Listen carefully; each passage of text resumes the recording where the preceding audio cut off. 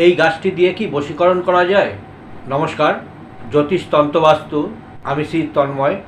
আমার এই astro tips Bangla চ্যানেলে আপনাদের সকলকে স্বাগত।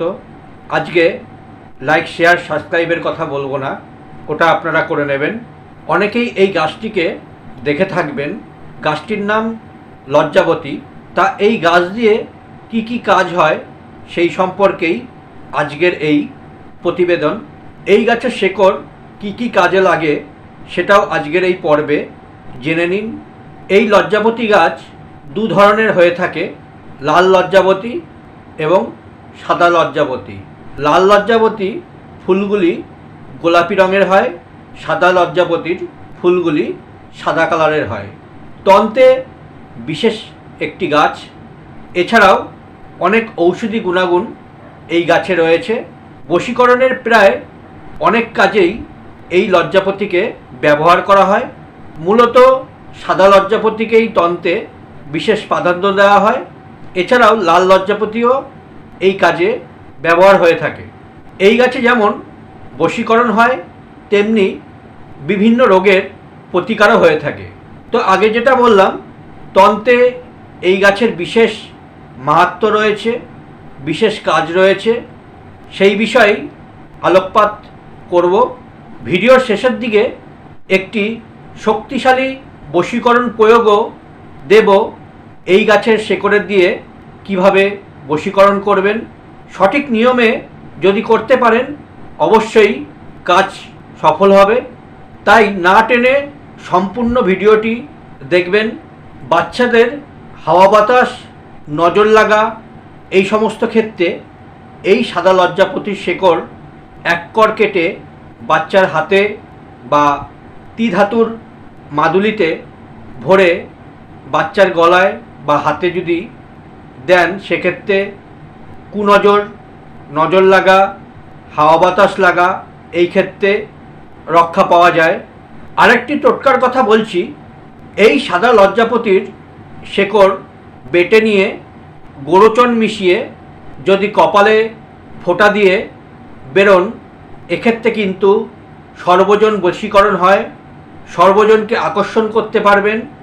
মহিলাদের সাদা সাপ, এই সমস্ত রোগে এই গাছের শেকড় যদি মহিলারা বাঁ হাতে সুতো দিয়ে বেঁধে ধারণ করেন, অবশ্যই সাদা সুতো দিয়ে ধারণ করতে হবে, তাহলে কিন্তু এই রোগ থেকে ভালো হওয়া যায়। পুরুষদের স্বপ্নদোষ, এই সমস্ত রোগের ক্ষেত্রে এই সাদা লজ্জাবতীর শেকড় তাবিজে ভরে বা তাবিজ ছাড়া হাতেও যদি ধারণ করেন, সেক্ষেত্রে কিন্তু এই রোগ থেকে অনেকটাই মুক্তি পাওয়া যায়।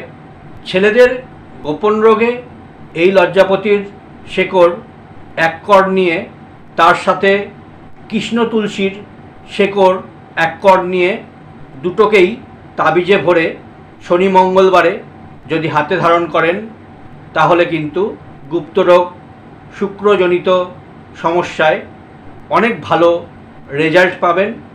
তবে এই গাছের শেকড় তোলার কিছু নিয়ম আছে। যেমন শনি মঙ্গলবার, অমাবস্যা, পূর্ণিমায় এই গাছের শেকড় তুলতে হয়।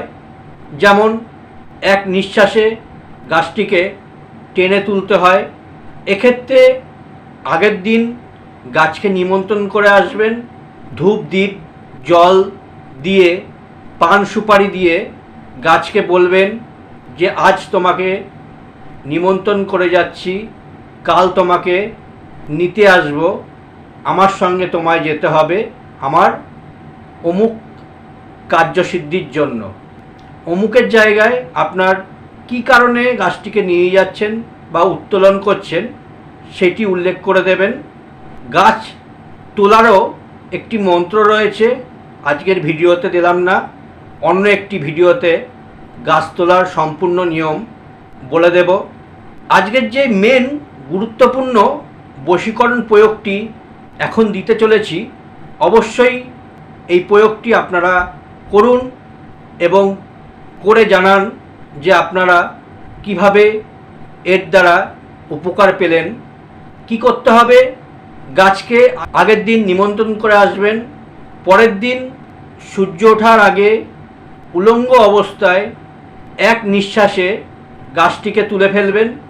সেই শেকড় এক কর নেবেন, তার সঙ্গে আরেকটি গাছের শেকড় আছে, সেটাও আমি বলছি, শ্বেত আপাঙের শেকড়। শ্বেত আপাঙের শেকড় একইভাবে আপনারা গাছটিকে তুলবেন, সেটিও এক কর মতো নেবেন। এই দুটি শেকড়কে একসঙ্গে করে তার সাথে যে ব্যক্তিকে আপনারা বশীকরণ করবেন সেই ব্যক্তির পরনের বাসি কাপড় অর্থাৎ আধোয়া কাপড় বা বস্ত্রের টুকরো আপনাদের নিতে হবে। তার সঙ্গে আরেকটি বস্তু আছে, মন ছটপটি। এই মন ছটপটি পাওয়া যায় তন্ত্রের দোকানে। এই মন ছটপটিকে দুখানা নেবেন, জলে দিয়ে পরীক্ষা করে নেবেন যে দুটো যদি একসঙ্গে মিলিত হয়ে যায়, মানে একটা আর একটাকে জড়িয়ে ধরবে, এরকম দুটি মন ছটপটিকে নেবেন। এবার দুটি গাছের মূল, বস্ত্রের টুকরো, যাকে বশীভূত করবেন তার নাম একটি কাগজে লিখবেন লাল কালি দিয়ে, আর মন ছটপটি, এই সবকটি বস্তুকে তাবিজের মধ্যে ঢোকাবেন। এবার এই তাবিজটিকে কোনো মন্ত্র এখানে লাগবে না। শনি, মঙ্গলবার, অমাবস্যা, পূর্ণিমায় এই কাজটি করলে হবে। যদি পুরুষ হন, স্ত্রীকে বশীকরণ করতে চাইছেন, তাহলে হাতে ধারণ করবেন পুরুষরা, ডান হাতে। যদি মহিলারা পুরুষকে বশীকরণ করতে চান, তাহলে একইভাবে মহিলাদের ক্ষেত্রে বাঁ হাতে ধারণ করবেন। যদি দূরেও থাকে, আপনাকে ছেড়ে চলে গেছে, সেক্ষেত্রেও কিন্তু এই তাবিজের মাধ্যমে বশীকরণ হবে।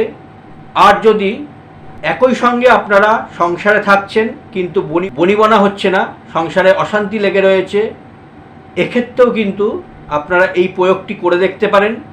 খুব শক্তিশালী আজকে প্রয়োগটি দিলাম, কোনো মন্ত্র ছাড়াই।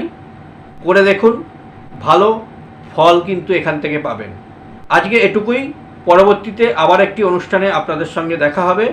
ভালো থাকবেন, সুস্থ থাকবেন। নমস্কার।